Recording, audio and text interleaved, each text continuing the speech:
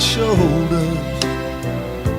I need to relax and let God take over. When there's trouble all around me and my soul cries out for rest, when I feel that I'm failing even though I've done my best, when decisions get so heavy and there are answers that I need, I know it's time to just be still and let God love me. I need to be still and let God love me. I need to be still and let God love me. When the soul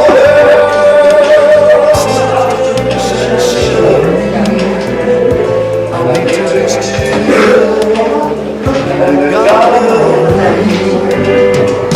I need to be still.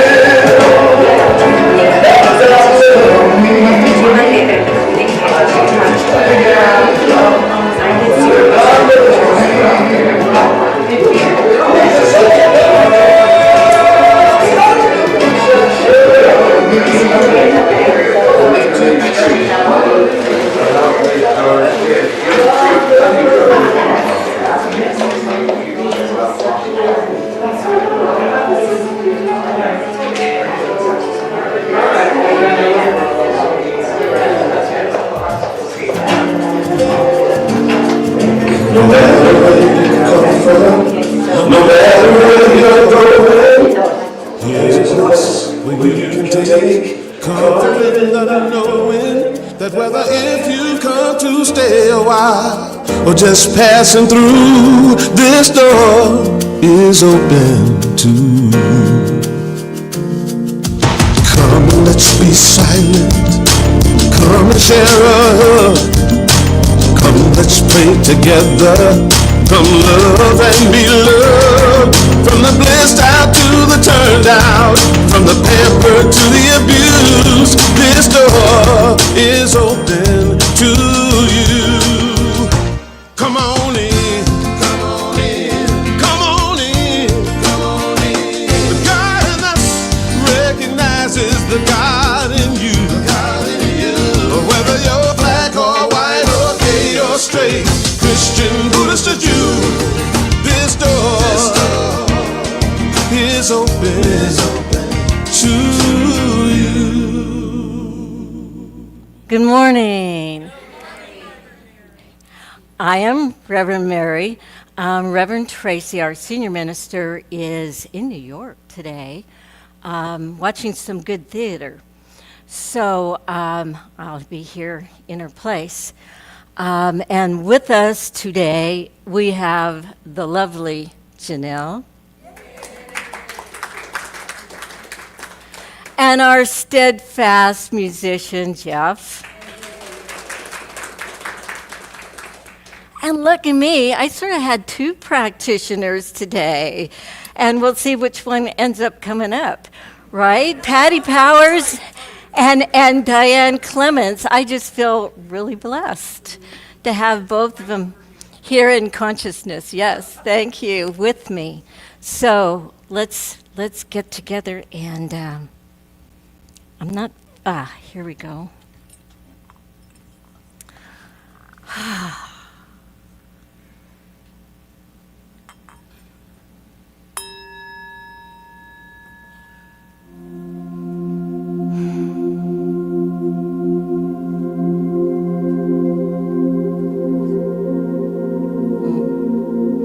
Just taking this moment to take a deep breath.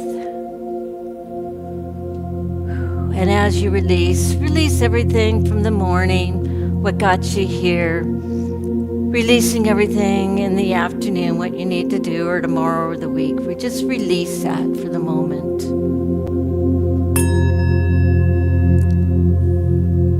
And if any thoughts remain in your head, just let them know you'll be back. You're not abandoning them. You'll be back. But for this moment, we allow ourselves to take another deep breath and release it. And allow ourselves to drop into that place deep within where there is a peace and a quiet and a connection from spirit within.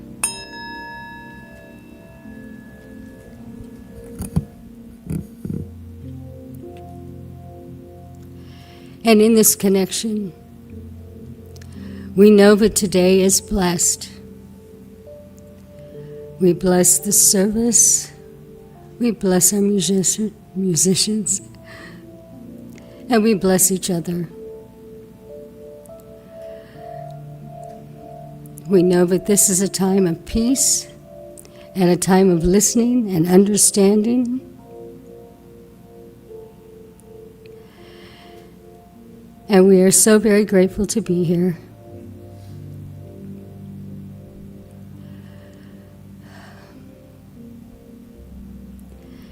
And so in this comfort of peace in each other, we just let it go and let it be and say together, and so it is.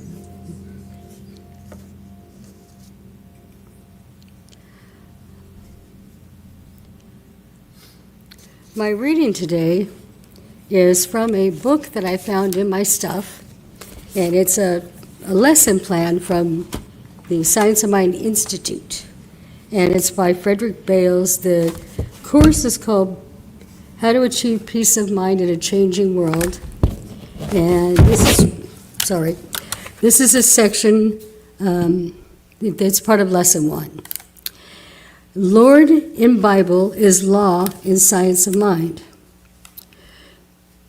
Here it might be well to point out that the Bible is made more understandable and reasonable when one understands a certain principle of interpretation, which is the word law can usually be substituted for Lord. God is not vengeful, but the impersonable law of cause and effect produces what looks like vengeance. It is not done with punitive intent, however, any more than the river punishes with drowning the person who falls into it before he has learned to swim. The river will drown him without hating him. On the other hand, if he has learned how to swim, it will, without loving him, buoy him up as he makes for the shore. In both cases, it is utterly impersonal. The problem of evil. The law of cause and effect is equally impersonal. It will produce illness or health, poverty or plenty, happiness or unhappiness with the same completeness. Thus, when the Bible says, in effect, I am Lord, I create good and I create evil, Isaiah 45:7, those who have not understood the interchangeability of Lord and law have said, how can it be that a God of love creates evil also? The answer is that the law, Lord, is the automatic bringer of man's thought into form. If a man's thought is evil, I am the law, create into evil. If his thought is good, I am the law, creates him good. This is universal law of cause and effect, which is the only way in which God, the infinite intelligence, works. Perhaps an illustration would be apt at this point. We all know enough about the principles of rug weaving to know that there are a loom, threads, a rug, and a weaver. The loom has only one task, that is to keep working, to keep weaving. It does not decide whether it will weave a beautiful or an ugly rug. Hour after hour it moves back and forth, while yard after yard of rug comes slowly out the other end. The weaver watching it may be displeased and outraged by what he sees coming out, but he does not blame the loom. He does not say, why have you done this to me? He does not sit at the other end crying over the ugly pattern, wishing it would somehow change into a thing of beauty. He knows that the only place where beauty can be made to replace ugliness is on the rack of spools at the other end and before the weaving apparatus gets it. So he goes to that end and changes the weaving apparatus so that he takes off a dark spool, replacing it with a brighter one. He exchanged a gaudy purple for a mellow gold. Then he starts the machine once more, and as he watches what now comes out of the other end, he is pleased. The loom, however, doesn't care. It is impersonal. It has no choice but to weave whatever threads are given it, and it does so according to the pattern set by the weaver. The weaver is responsible for the result. Daily, man's loom of mind weaves the pattern of life. If he does not like the pattern, he is foolish to sit crying about it or wishing it would change. He is wrong to complain about luck or to breathe providence. He and he alone is the weaver. Using intelligence, he must alter his threads of thought by changing his harsh, critical attitudes for more kindly, tolerant ones. He must cease his hidden hostilities. He must stop thinking that the world is against him. He must remove from his mind the ugly green of envy and grudges, the dingy black of pessimism. He must banish thoughts of lack and limitation, replacing them with an expectancy of good. He must replace his morbid thoughts about illnesses of man with a quiet assurance of the infinite healing presence within. Thank you. Please welcome Jannel.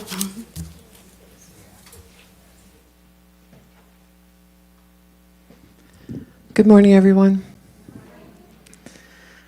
As usual, I am just so grateful to be here. You are a blessing to me, and I always feel something here, just walking in, just the love and the connection. This song is a song that took me 5 years to write. Most of my songs I write very quickly, but not this one.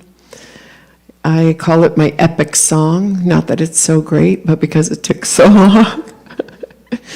But it means a lot to me because it's really about, for me, why we're all here.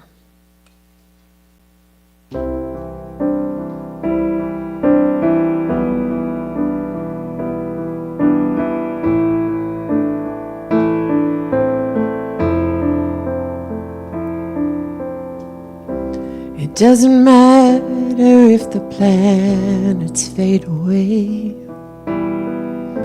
It doesn't matter the parts we played. It doesn't matter if mistakes were made. I got to love you.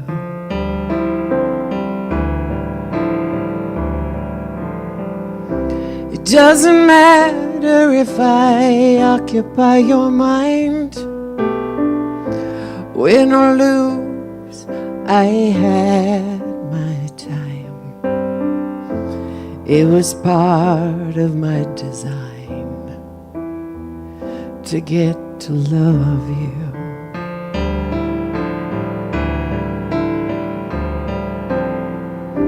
'Cause nothing matters without love.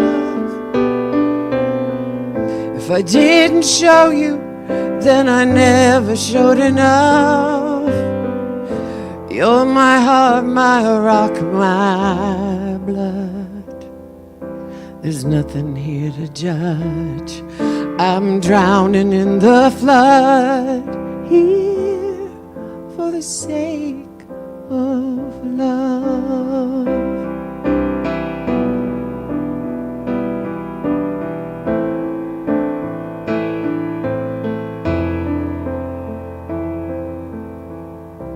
It doesn't matter if I'm here and you are there. It doesn't matter if at times we just don't care. It doesn't matter that life's not fair. I got to love you.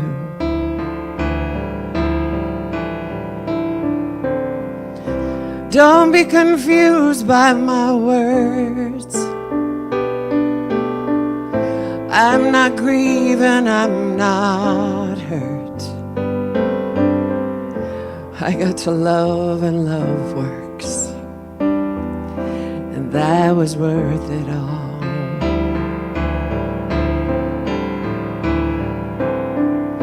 'Cause nothing matters without love.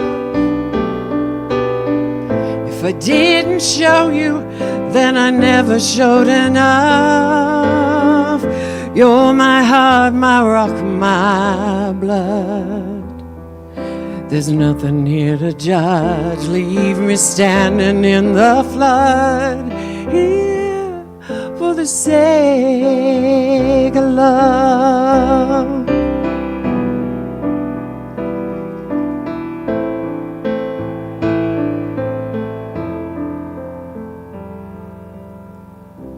I wanna hand you my last key.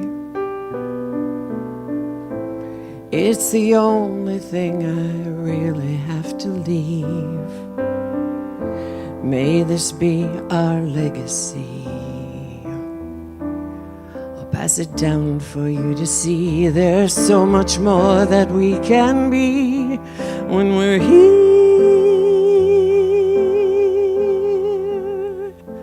for the sake of love.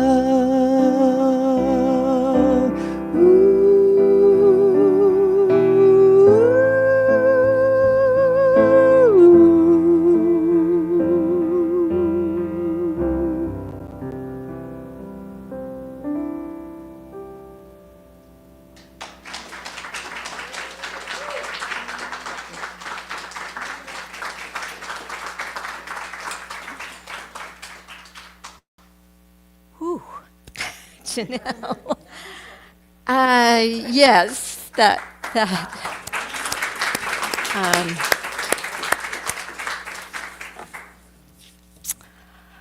Yeah, get my composure here. That was amazing. Thank you. Thank you. Yeah. And after that, welcome to you online. And after Jannel's song, I'm just going to come clean right now. My husband passed 16 days ago, or 14, something like that. 14 rather suddenly. So that song meant, it was beautiful. Because it is about love. And, but I'm going to, if I can do this thing, I'm going to light this candle. If the lighter works, yes. For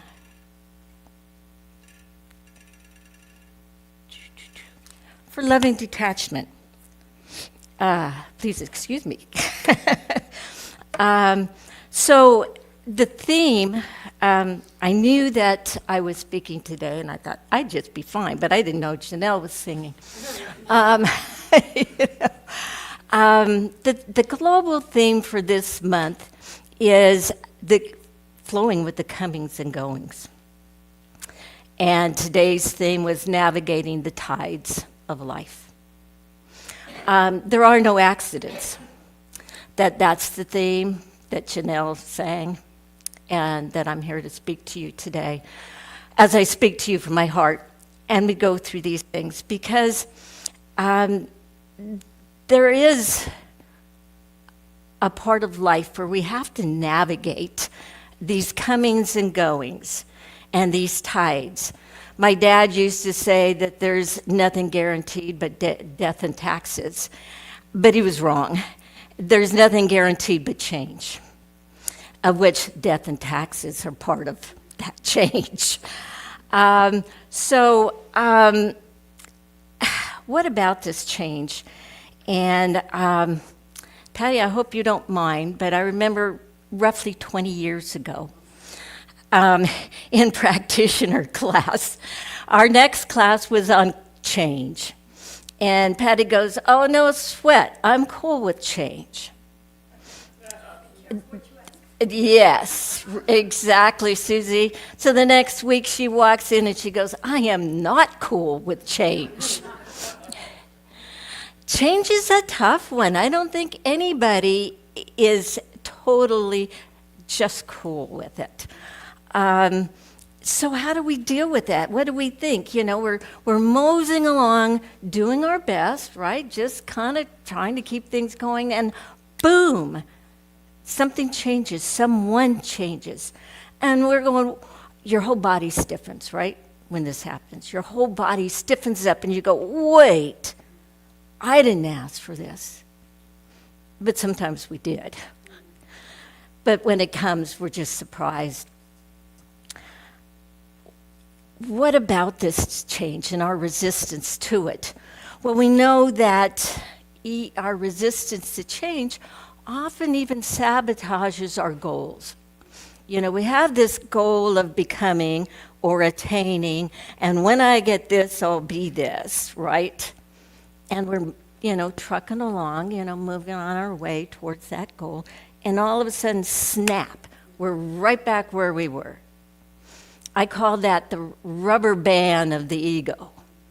The ego's rubber band. The ego's job is to keep us right where we are. It's safe. We know how to do it. Even if we're miserable, we know how to be miserable. So the ego says, okay, we can handle this. We can do this. And as we move to our change, to our joy, to our peace, it pulls us back into what it knows. So we go through this constant struggle. So as we do this, we mentally, because that's where the ego lives, it's in our mind, mentally we stay here, but we know life keeps changing. The only difference is we're here and life keeps doing this, so we get more disjointed and more disjointed as we go through that scenario. Sometimes we say, I want off this merry-go-round, but it doesn't stop. And the only way you get off is to fall off, and sometimes that hurts, right? If you've ever jumped off a merry-go-round and fell, it hurts. It hurts. So in the flow of life, people come, people go. Babies are born, and they grow up and they leave. Marriages sometimes come and sometimes go, and that's hard. Friendships. Sometimes we go out of our best friend. That can happen. And people leave this world. They die. Those are the tides of life. So how do we navigate them and go with the flow rather than paddling upstream? Because paddling upstream can be really tiresome. And we really don't get anywhere, and we're still tired. Well, if we look at first accepting life like it's an ocean, in that first area, I think we have to first accept that there is a God, there is divine grace, there is a divine flow, and we can go with it or we cannot. But if we really have a faith in that God, in that universal goodness, we can rely on that. We can trust that. And I know, trusting people is one thing, but trusting spirit is another. We don't necessarily, depending on what life has brought us, sometimes it's hard to trust another person. But we can always trust spirit. Always. Because spirit is all good and it's always flowing. We can step on the hose and then it doesn't look like it's flowing, but it's always there. It's always giving us life. It's that creative first cause. Both Dr. Holmes and Judge Thomas Troward, who he took a lot of his understanding from, just say God is life, right? God is this life. It's like that ocean. God is life. Holmes says, we should not separate life from living spirit. or living spirit from matter, nor divine principle from a universal creation. However, he also warns us that the flow of grace is always there, but we have to be open and receive it. We have to let go and let God. We have to believe that God created us out of itself, and God doesn't create junk, right? So we can't be junk. We can't be that unworthy nothing. We can't be that worm of the dust, because God doesn't make stuff that isn't beautiful and perfect. And each of us was made out of that God substance. It's the essence of who we are.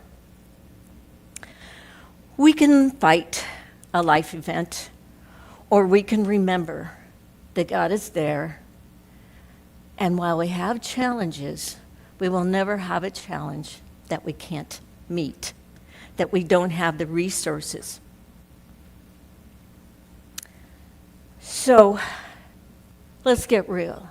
And like I said, my husband, he passed, made his transition. It was not easy. It was hard. We spent 6 days in a hospital without a response from him. We had to finally let go and let him move on. Probably one of the hardest things I've ever done is saying, okay, take the air off, turn it off. He's done. He's made his choice. So part of this process we don't like. It hurts. It can take our very breath away. It can break our hearts. But they never said that courage was not feeling any fear, not feeling any regrets, not feeling any remorse about things. It's feeling all of that and moving forward anyway. So once we have rooted ourselves in that faith, in that knowing that there is life here and everywhere, and knowing that these changes are for everyone's good. Everyone's good. What we do then is we say, okay, how do I go with the flow? Because what good is this faith? What good is spiritual principle if we don't know how to live it?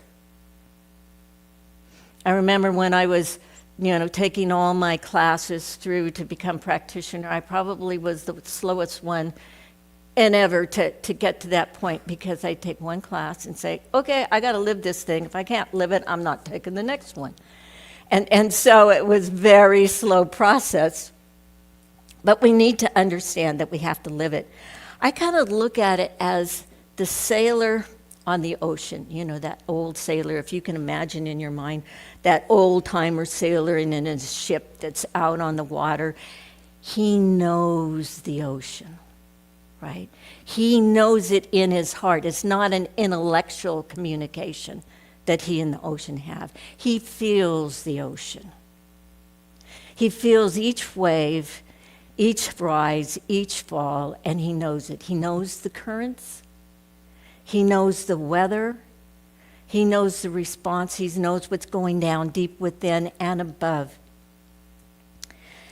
He feels each moment in that ocean, because in each moment it leads to the next, and he lets go of one moment to the next moment, because that's how he learns what the next one's going to be and the next one's going to be. He follows every single moment. We are the same in life.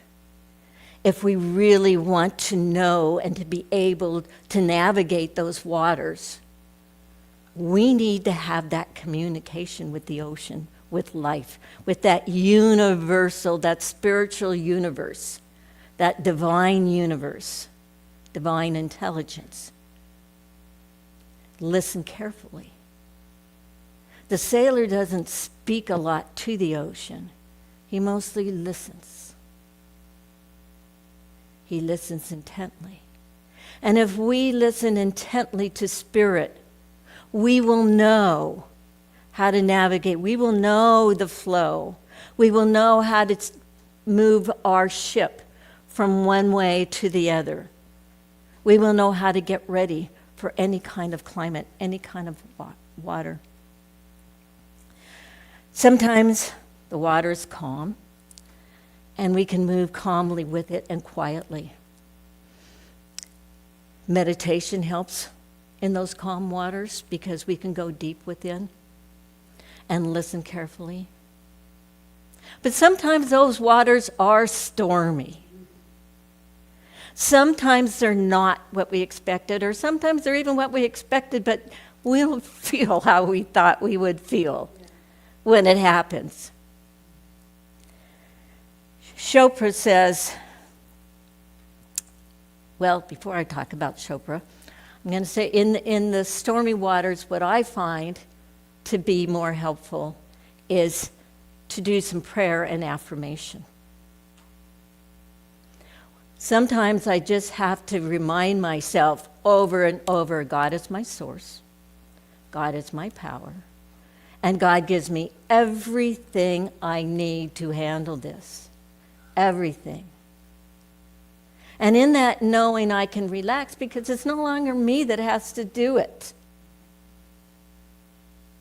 Because I don't know about you, but sometimes I just get overwhelmed with these changes. I just don't know how to do it. But Spirit does. Spirit knows how to do it. So if I can sit back and let Spirit take over within me and guide me, then I'm at peace and I can listen even more clearly to what Spirit has to say and follow that guidance. Sometimes we have to do what's called loving detachment. Detachment is a tough thing. That's the part of change that's hard. But have you ever heard that story about when the ship, there's this big ocean liner, and the ocean liner hits the iceberg, and it starts to sink, and does sink, and some of the people are, saved in lifeboat. But this one guy, he's hanging on to a piece of the wreckage. And along comes another boat to save him. And the saving boat, they throw out the life preserver, and they say, grab it.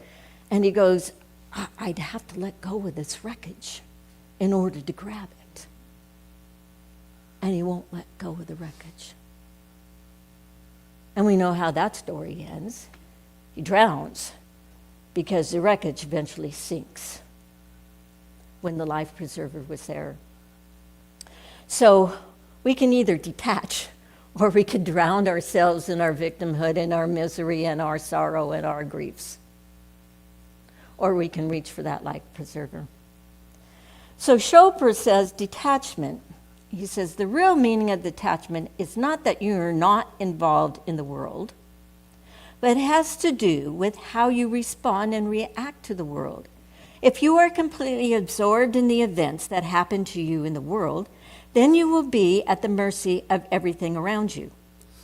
Every little challenge or upset would have the potential to trigger you and create a negative spiral in your life.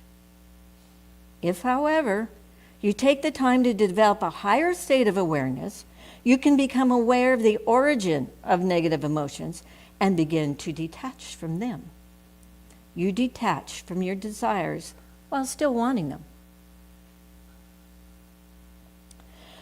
So detachment is hard, but it's required in this life, particularly when life is just a shit show.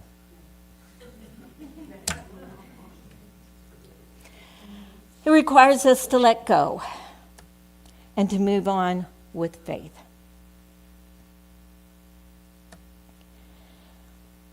Sometimes the waters are stormy for a while, and then we really have to know that God is our source. And then I think what came to me over this last couple of weeks was gratitude. And that may seem weird to you, why in grief do we move to gratitude? I found that gratitude is a form of detachment. It helped me let go of any regrets, any remorse. I'm losing my mic. Sorry about that.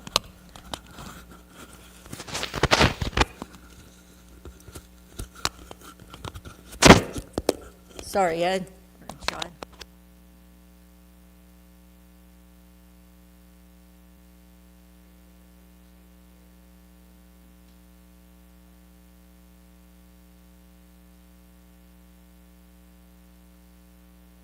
Okay.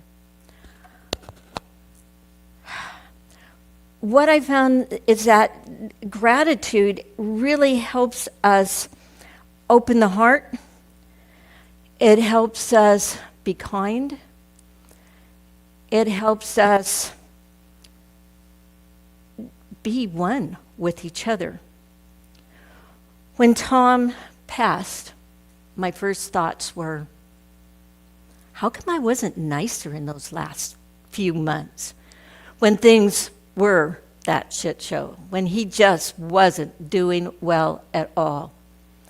Well, the first thing is, I think a lot of us react when we're scared, when we can't fix it, when we don't know how to do it.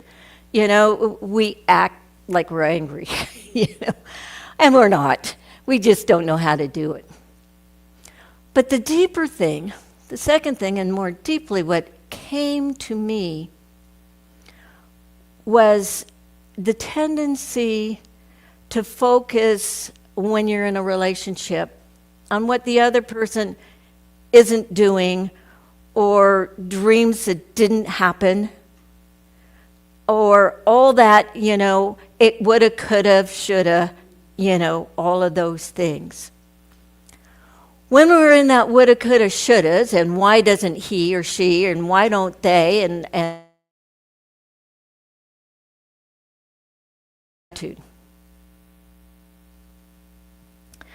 And what I found myself doing was reflecting on, the woulda, coulda, shouldas, and turning that into what Sean Ginwright in his book, The Four Pivots, his first pivot is moving from lens to mirror. And I thought, all of those were woulda, shoulda, couldas about another person. What about the woulda, coulda, shouldas for me? Did I do all those things that he expected? No, if I'm honest, probably not. But did he ever say that? No. As Jannel's song said, he just kept on loving in his own way. Once I had realized that, it shifted me not into regret, but into the gratitude. The gratitude for the love, the gratitude for the time we had together, the gratitude for the lessons, the gratitude for the growth. And as soon as I moved into that gratitude, this big wave of peace came over me. Because that gratitude brought me to a oneness. We are all the same person in different bodies. As we say in Science Mind, there's one mind, that's God's mind, that's my mind, that's your mind. There's one heart, that's God's heart, that's my heart, that is your heart. When we realize that, there is no anger, there is no resentment, there is only love. There is only that openness, that open communication. Opening to gratitude helps us communicate with others. I realized once I did that, I was in a group and someone started talking to me about themselves, and in the past, that person just annoyed me when they started doing that. And after that, when I started listening, I started feeling, I understand you. I understand why you're talking about this. I understand what's going on. And I could feel the compassion. So the gratitude opens us to compassion too. It helps us to let go of the fix-it and the judgments and moves us to kindness and clarity.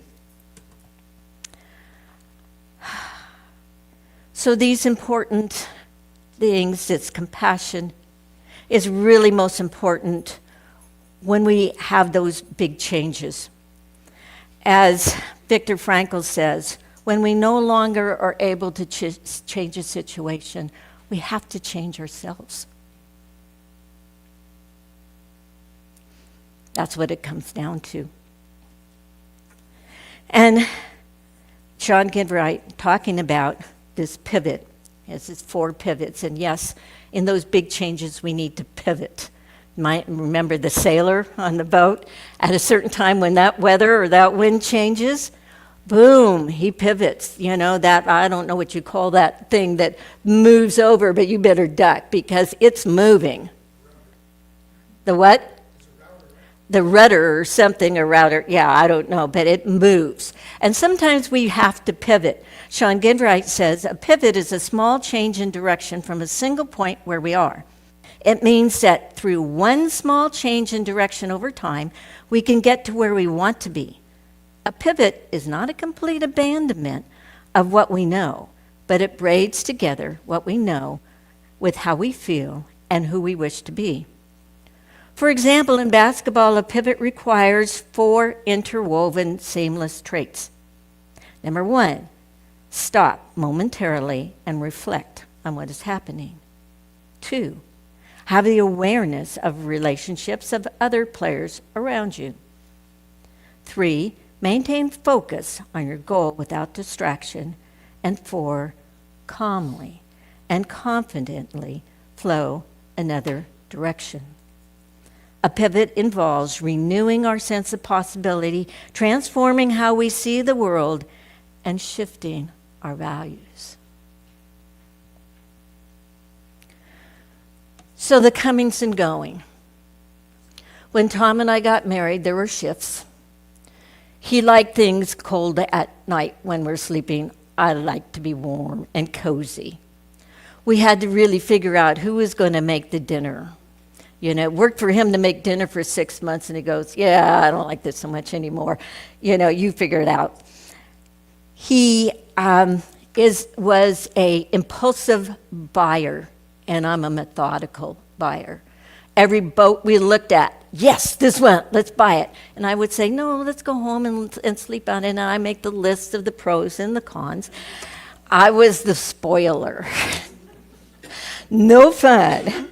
So we had to get used to that. And Tom, having been single for more than 20 years, he was just used to getting up and going whenever he wanted to go anywhere. And as some of you know, he continued to do that throughout his life. I think the last time he was here at service, you know, he just got his walker and started trucking to the car. You know, see you later, bye was his expression. And that was doing well, you know, only if you stopped him and said, hey, where are you going?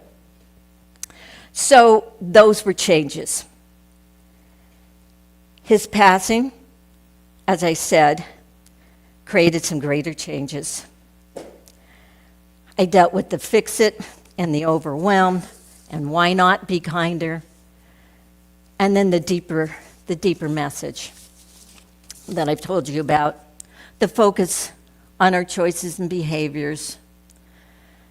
So spiritual principle of all of this today is the oneness. So we talk about detachment and we talk about oneness in the same breath, because it's all the same. When we listen without thinking about how we're going to respond, we detach from our own selves and become one with the other person. Detachment and oneness are not opposites. They flow together. John F. Kennedy said, ask not what your country can do for you, but ask what you can do for your country. he was bringing out or speaking of a gratitude that it's deeper than a thank you. It's an attitude of gratitude. It's when the washing machine breaks and instead of saying, oh no, now this thing is going to cost me a bunch of money, do you move into, oh my gosh, there are people who make a living fixing these things. I can have it fixed in no time at all. Which way does mine go? In gratitude, we go to the latter.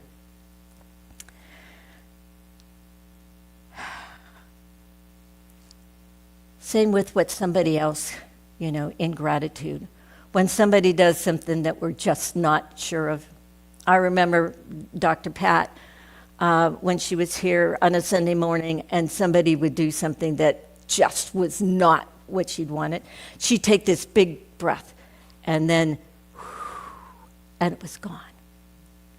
She moved back into her peace and her gratitude. So translated, what gratitude means is I'm grateful for you. I see the divinity in you. And oneness begets gratitude. Gratitude begets joy. Joy begets kindness. And it's all love. That's what this is about. It's all oneness. It's all love.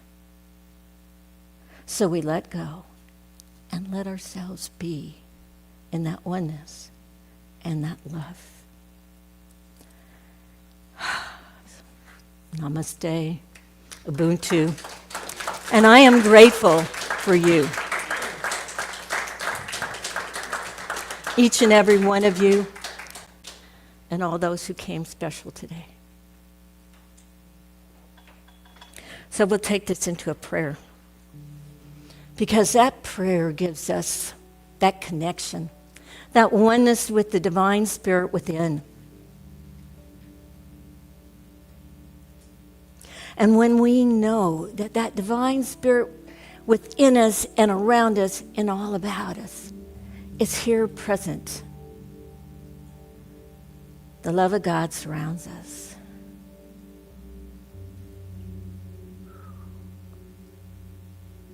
The power of God protects us. The presence of God is here with us.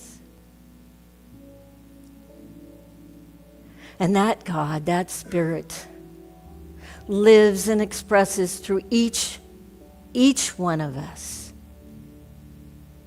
It is what that connects us to each other, to that feeling inside, to all that spirit that just wants to express. And so we speak our word today for nothing more than to know that oneness, to live in that presence, to be grateful for it, awareness of it within us and within each other. We speak our word for the wisdom to rely on the ultimate wisdom within us.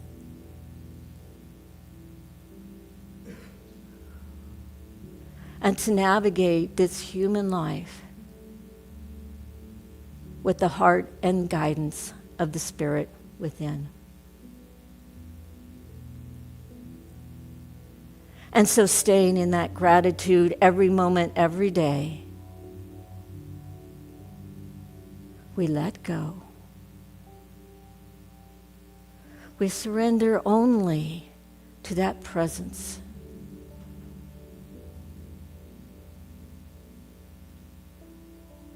And let God do what God does through us, for us. And so it is.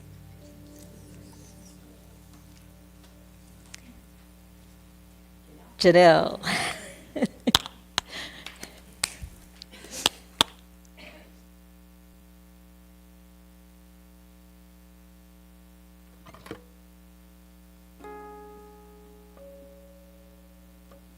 I've said to you a number of times, those that have heard me before here, I know we have a lot of new faces. They came for you? No? Oh, okay. Anyway, I started a while ago. I'm not sure exactly when. I wish I knew the date. But instead of just planning what I was going to sing at a concert or wherever I was playing, instead of planning it because I like this song the best, or I think this shows off my voice the most, or whatever I might be thinking, I decided I'm going to ask. I don't care, what the audience might be about or why I'm singing. I'm going to ask, what song should I do? And I did that today, as usual. And this group has me writing so many songs. I write a new song almost every time before I come here. So you guys get me in a very fragile, I just wrote this song state. And this particular song is one of those. And I was thinking all week, what should I do? What should I do? And that first song just landed in me, and I just knew I was supposed to do that one. But the second one wasn't there. Then Thursday, I'm driving home from taking my kids to school, and I see an orange-ish car to the left of me, and its license plate said orange-ish. And I thought, okay, first of all, you're going to spend that much money? That, personalized just to say what color your car is, who does that? That was my first thought. And then I thought, ish, I'm always thinking about, all of our labels that we have in life. And I'm a mother and I play instruments, but I'm a musician-ish and I'm a mother-ish because I'm not always a mother. I'm not always the best mother. I'm not always doing the musician thing right. Everything we do, we're a little ishy about, And so I just thought, I got to write a song about ish. So the title of this song is Ish. And it's really an encouragement to just be the best that you can be, because we are all unique ishes, of something. We're all just born and we're unique. And, if we can, I really believe if we were taught that as young kids and everyone lived that way, that we would have less war, we would have less, breakups, we would pick better people for ourselves if we just accepted our ishishness. And who we just were born to be, and that we're all creative. Now, if we have a building, we say that's a building, it's a thing. It doesn't change unless we remodel it. But we're creative being. We're ever flowing, like the water she was talking about all day. We're just constantly flowing, ever flowing. Now, I wanted to read this last time. I didn't read it. I'm sorry. I'm trying to talk fast. But I don't put anything on my calendar. So for those of you who know how to put things on calendars, you will know how many steps it took to do this. But on my calendar, 2025, all of a sudden there was this affirmation on every single day of the year. Now, I don't know how many steps it takes to do that on a phone, because I don't use my calendar. But when I only use it to look and see what day it is. And then I saw this on there everywhere. So I feel like I need to read it. It's an affirmation. I write lots of them, and they're in my phone, and it picked this one. Everything always works out for me. I'm a vibrational expansion of love, joy, peace, emotional, mental, physical, financial, and yes, spiritual expansion. I am present. I am now. I am respected, protected, and prospered in all my ways. I am health, wealth, success. I am already healed, already done.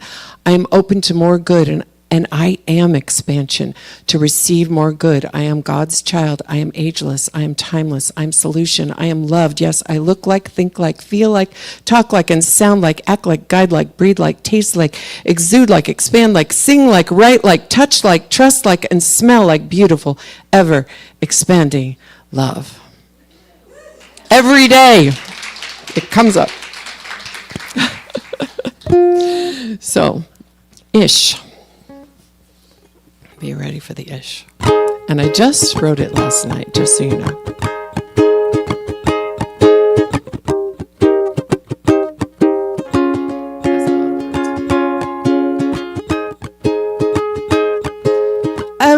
little hot and coldish, depending on the side of the bedish.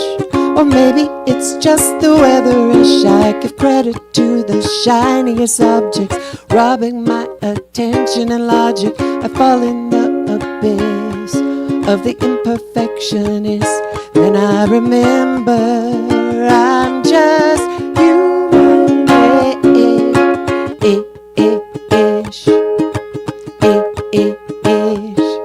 Well, we've got a little childhood trauma-ish, but that never gave us the promise that anyone will ever listen-ish. When it's the survival of the fittest, yes, it's up to us to heal us, and in the process, let go of our mess. And forgive, 'cause we're all human-ish.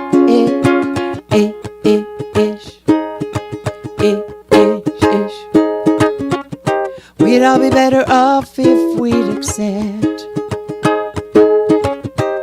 our uniqueness next the deck.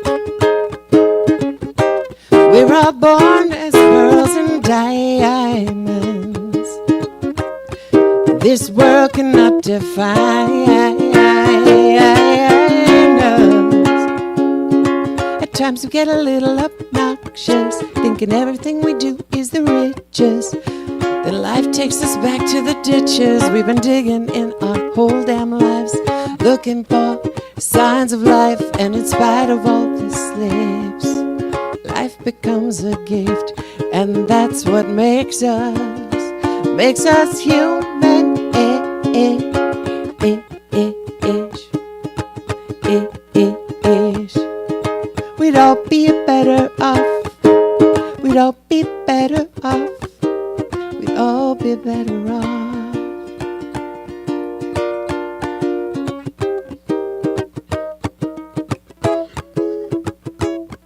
'Cause we run a little hot and coldish, depending on the side of the bedish. Or maybe it's just the weatherish. We give credit to the shiniest object, robbing our attention and logic. We fall in the abyss of the imperfectionist. Then we remember we're just human-ish. We'd all be better off if we'd accept our uniqueness is the deck. We were born as pearls and diamonds. This world cannot define us.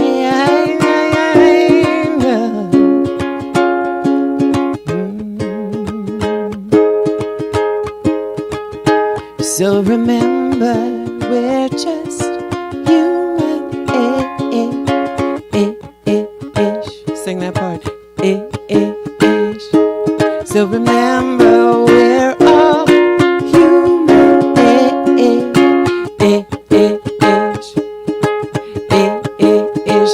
You all remember, you're just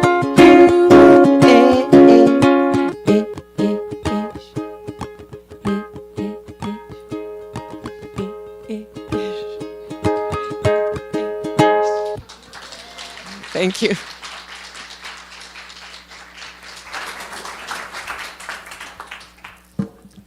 That was fun. That was fun. So we have an affirmation first, and then we'll do that other. Our affirmation is in your bulletin.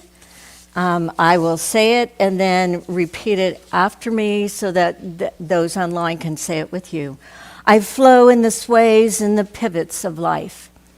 I flow in the sways and pivots of life. Okay, now we have our collection, our tithing. And I always think of tithing also as a form of gratitude. It's a sense of gratitude for what you have received spiritually. You may want to tithe to, go ahead, ladies. We're going to say the affirmation. Wait a minute, I wanted to say something to everybody. Something that Jannel I hope you don't mind when I share this. But she put something on the internet.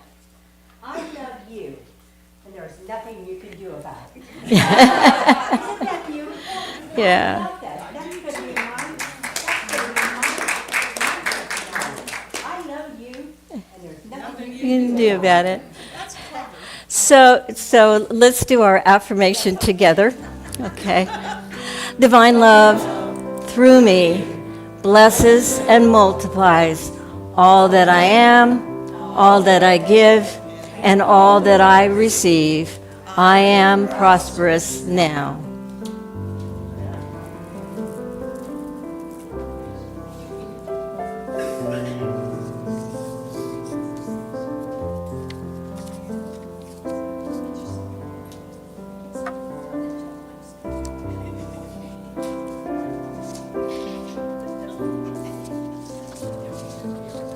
So announcements, as they're finishing up their announcements, our website is going up. So as of Monday, well, we're saying it's up now, but now or Monday. Reverend Tracy said, just hold off till Monday if you can. Feel free to jump on and check it out. And let's see, other things, the Achieving Your Workshop, Achieving Your Dreams workshop is Sunday, March 30th at 12 noon in Holmes Hall. The topic is there are many invisible powers that move the physical world, but the greatest one is the human mind. And that will be presented by Reverend David Rodriguez. With a love offering. And the new class, Changing Your Thinking, Change Your Mind, will start Sunday, April 6th, and go to May 18th, because it'll be dark on April 20th, which is Easter, and Tom's birthday. And that will be from 12:30 to 2:30. The cost is $165, and there's flyers and sign-ups and stuff like that in the back, I think. See's Candy, you can order See's Candy for your Easter baskets. We want to raise about $250, which will be applied towards fixing our parking lot. Let's see, the other announcements were the website, and Susie has a concert on what? March 22nd, which is this coming Saturday at 4 o'clock, and it's going to be at the United Church of Christ in Claremont on Harrison. The tickets are $35. You can get them online. And it's going to be, we're doing Mozart's Requiem. And we also have the youth from Claremont College of Music. We have the youth orchestra that's going to also, the first half, they're going to do their thing, and then we're going to play for us and accompany us for Mozart's Requiem. So please come and see us. It's going to be wonderful. All right, and anybody didn't get the message, Tom's Celebration of Life will be April 5th at 1 o'clock here. And do we have any other announcements? Did I miss anything? Nope. So let's stand up and sing our ways out. Take a look at the person next to you and say, God loves you and I love you too. Now feel the love in the sanctuary. Lift your voice and repeat after me. We come together, we come together, we come together, we come together, we come together, we come together in the name of love. From every walk of life, every walk of life, every creed and color, every creed and color, in kinship we unite. In honor of the God in each other, we come together, we come together, we come together, we come together, we come together in the name of love. We come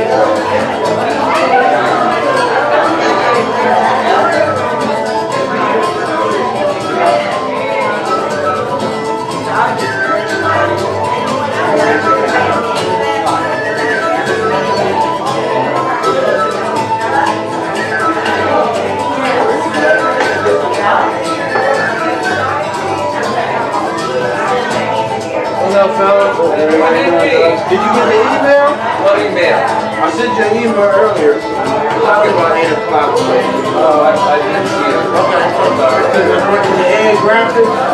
Right? The graphics for